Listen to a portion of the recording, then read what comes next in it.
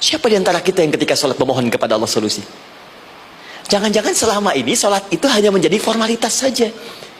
Takbir, ruku, sujud, salam, selesai. Takbir, ruku, sujud, salam, selesai. Padahal Allah sudah menunggu hambaku, kamu itu punya masalah apa?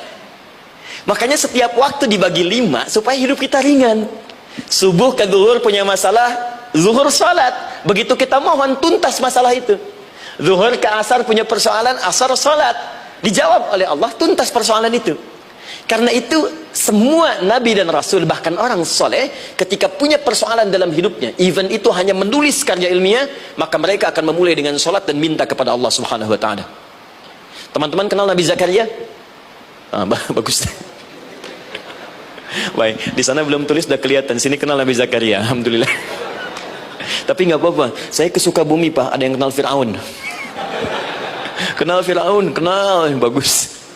Sukabumi hubun dunia, suka itu hubun, bumi itu dunia. Baik. Teman-teman, Nabi Zakaria itu diuji oleh Allah. Maaf, belum punya keturunan.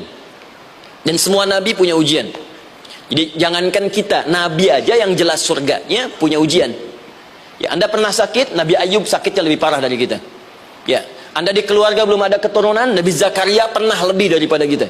Sampai rambutnya memutih, fisiknya sudah letih, dan menurut medis, maaf sekali, istrinya divonis tidak mungkin punya keturunan, monofus dan mandul, mustahil.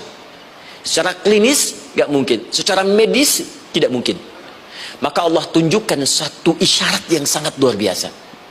Jika Anda mendapati situasi makhluk mengatakan ini mustahil dan sudah angkat tangan, ini tanda pertama dari Allah, langsung tinggalkan pendapat manusia, langsung memohon kepada Allah. Maka turunlah beritanya di Quran surah ketiga Ali Imran ayat 38 sampai 39. Paling kanan sebelah atas di mushaf. Sekarang perhatikan kalimatnya, saya mau sambungkan dengan Al-Fatihah tadi. Hunalika da'a Zakaria rabbah. Di mihrabnya Nabi Zakaria salat bermohon kepada Allah. Qala rabbi habli min ladunka dzurriyyatan thayyibah. Kemudian ia berdoa, Rabbi habli, ya Allah yang maha memberi tanpa batas. Ini adab pertama, kalau teman-teman mau berdoa, sebut nama Allah sesuai dengan hajat kebutuhan kita. Itu yang disebut dengan Al-Asma'ul Husna. Di Asma'ul Husna itu bukan nama-nama indah yang sekedar dihafal, bukan. Tapi nama yang diberikan oleh Allah sesuai dengan kebutuhan hidup kita. Dalilnya Quran surah ke-17 ayat 110. Ya, paling kanan sebelah atas di mushaf, ke pertengahan. Ya, kata Allah, Qulidhu Allah. Jika Anda punya persoalan, sebut nama Allah. Allah Awir Rahman atau Ar-Rahman. Ayyamma tad'u, tapi kalau Anda ingin spesifik meminta, falahul asmaul husna. Pilih nama Allah, ia punya nama-nama yang indah sesuai kebutuhan kita. Jadi kalau teman-teman misalnya minta kelancaran rezeki, sebut ya Allah ya Razzaq. Anak mau ujian, ya Allah ya Al-Alim. Di proyek misalnya ada hambatan, ada gangguan, ya Allah ya Al-Jabbar ya Al-Malik. Ingin mudah mengatasi ujian, ya Allah ya Sabar. Minta. Ya, jangan semuanya disebutkan, nanti jadi beban. Ya, Allahumma ya Rahman ya Malik ya Kudus ya Sabar, itu kan? Yang tadinya nggak punya masalah jadi macam punya masalah, gitu kan? Pilih salah satu. Nah, jika Anda ingin memohon pada satu hal yang mustahil menurut manusia, maka minta dengan menyebut nama Allah yang memberi tanpa batas, mustahil di dalamnya. Nama Allah tersebut namanya Wahhab. Wahhab. Ya Allah, ya Wahhab. Al-Wahhab. Kalau kita rubah dalam bentuk permintaan, maka singkat kalimatnya dengan hab. Hab. Untuk sendiri habli, untuk banyakkan hablana. Rabbana hablana min azwajina wa dzurriyyatina qurrata a'yun. Nabi Zakaria minta karena sendiri yang mengalami situasi itu, maka beliau katakan, Rabbi habli, ya Allah habli min ladunka, ya Allah yang tak punya batas dalam pemberian. Mereka mengatakan aku tak akan punya keturunan. Mereka mengatakan mustahil aku punya anak. Dan aku yakin kau memberi batas tanpa memberikan pemberian tanpa batas. Aku mohon darimu saja. Darimu saja. Dzurriyyatan thayyibah, keturunan-keturunan terbaik. Innaka sami'ud du'a. Engkau pasti mendengar doa saya. Kalau pada yang maha memohon saja, maha mendengar saja tidak mengabulkan, lantas kepada siapa lagi aku mesti minta? Tapi poinnya bukan itu.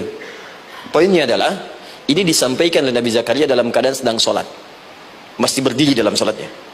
Dalam bahasa Arab berdiri disebut dengan qaimun, qaim, berdiri. Sedang sholat disebut dengan yusalli.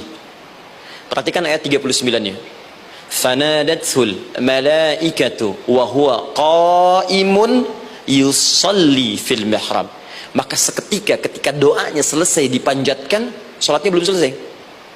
Doanya selesai dipanjatkan, seketika datang malaikat menyampaikan, kamu dapat kabar gembira, Anda akan punya anak, bahkan namanya langsung diberikan oleh Allah, Yahya.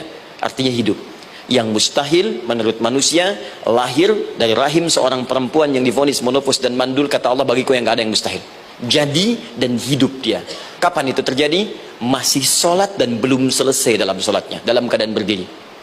Sekarang saya tanya Anda, kita membaca iyyaka na'budu wa iyyaka nasta'in dalam keadaan ruku atau sujud? Sujud. Berdiri. Berdiri teman-teman. Betul kan? Dalam keadaan berdiri saat baca Al-Fatihah. Iyyaka na'budu wa saat kita mengatakan wa iyyaka nasta'in, Allah balik bertanya, apa yang kamu butuhkan? Nabi Zakaria itu sholat dulu baru minta. Kita umat Nabi Muhammad karena keutamaan nabinya, sebelum sholat dah ditunggu. Butuh apa? Mau minta apa? Karena itu saya ingin katakan, ayo manfaatkan momentum sholat ini. Jangan sekedar kita kemudian tunaikan formalitas, tapi kita tidak mendapatkan keuntungannya. Ayo, semuanya, dari mulai takbir sudah ada doa, ruku ada doa, bahkan sujud kita bisa perbanyak dalam bahasa hati kita untuk memohon kepada Allah Subhanahu Wa Taala. Jelas sampai di sini? Baik, mudah-mudahan insya Allah doa kita dikabulkan oleh Allah Subhanahu Wa Taala.